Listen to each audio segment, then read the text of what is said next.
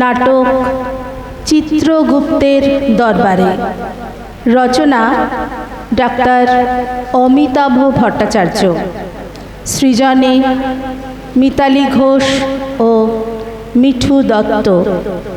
আবহে শ্রদ্ধেয় সমর দত্ত মহাশয়। আর যিনি যত্ন করে আমাদের কণ্ঠে ধারণ করতে শিখিয়েছেন তিনি আমাদের স্যার শ্রদ্ধেয় সোমেশনাথ মহাশয়। শুরু করছি নাটক চিত্রগুপ্তের দরবারে।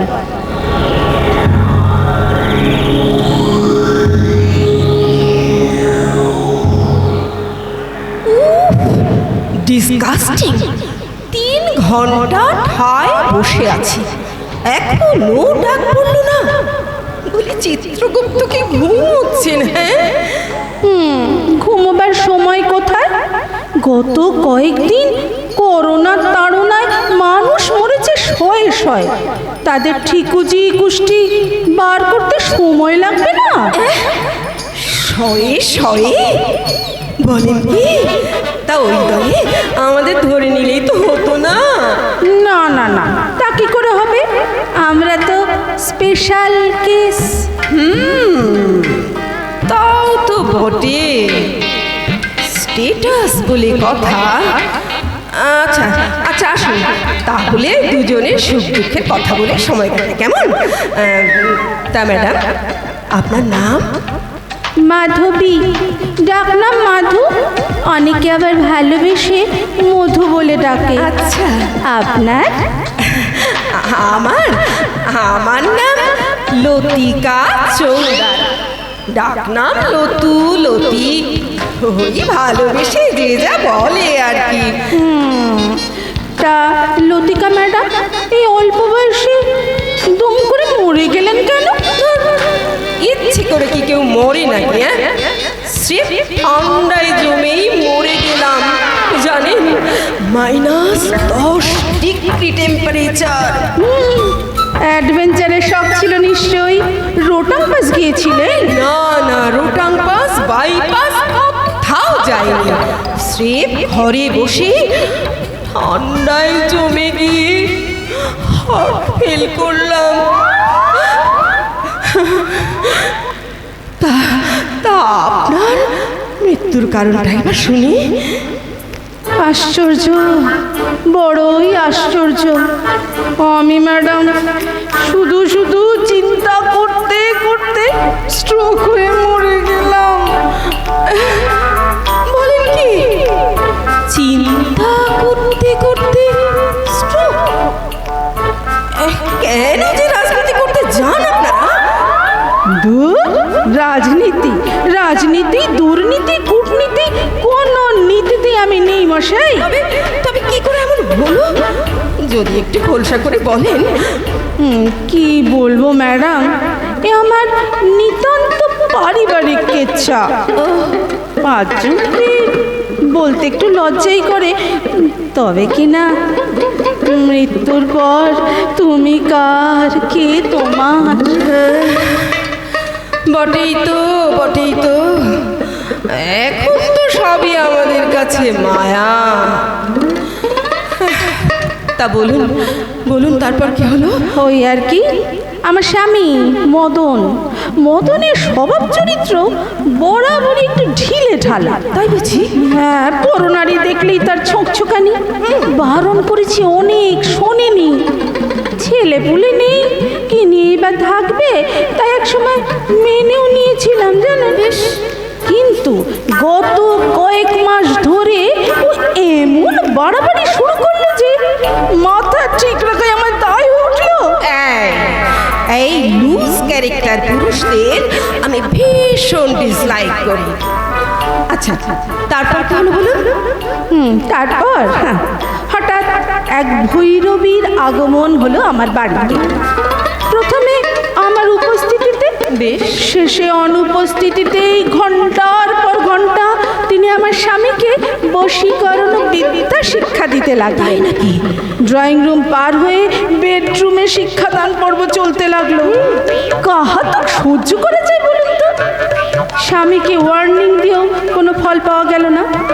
একদিন ওই ভণ্ড ভৈরবীকে হাতে নাতে ধরবো, ঠিক করেই রাখলাম।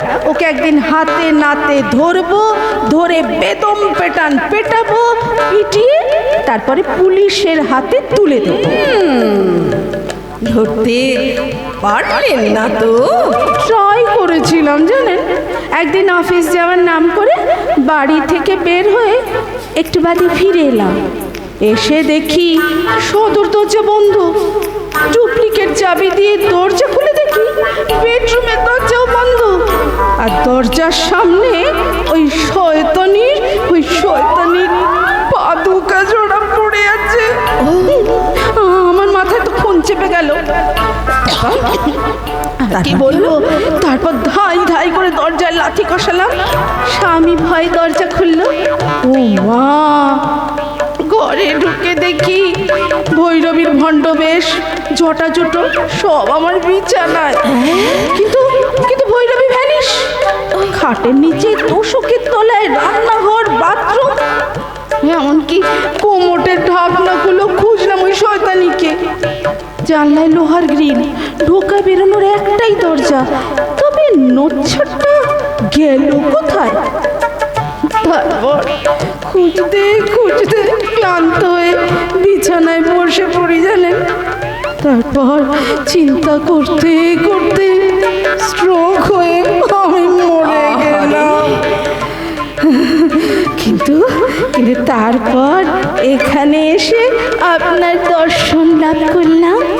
ও, এবার বুঝেছি। হারামজাদি, সবই যখন খুঁজলি তখন ফ্রিজের ভিতরটা বাকি রাখলি কেন? তোর ভয়ে তো আমি ওখানে এসে দিয়েছিলাম।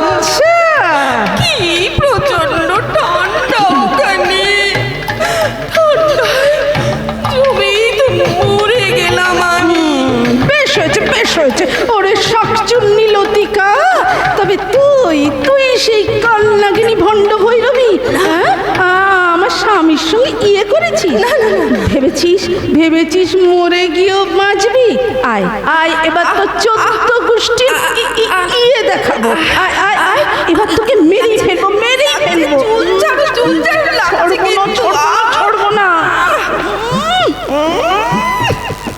নিজের স্বামীকে সামলানোর মুরত নেই, এখন আমি মরাকে মেরে বীরাঙ্গনা হবে। বাবা, বারবার ঘুঘু তুমি খেয়ে যাবে ধান, এবার নোট ছাড়া ছাড়ি। আচ্ছা আচ্ছা, শোনো শোনো শোনো। না শুনবো না। একটু শোনো, মন দিয়ে শোনো। কি? শোনো, দুজনে যখন মরেই গেছি কেমন, তখন এসো চুলি ছেড়ে পুরি গলাগলি আর যমরাজকে ধরাধরি করে তোমার ওই ক্যারেক্টারলেস স্বামীকে তাড়াতাড়ি এখানে এনে তারপর দুজনে মিলে মরার উপর খাড়ার ঘা বসাবো, বুঝলে? বুঝলাম, গুড আইডিয়া। শুধু বাঁচার জন্যই লড়াই নয়, মরার পরেও লড়াই চাই। অর্থাৎ লড়াই চাই, মরার পরেও লড়াই করে বাঁচতে চাই। মরার পরেও লড়াই করে বাঁচতে চাই। এ লড়াই চলছে, চলবে।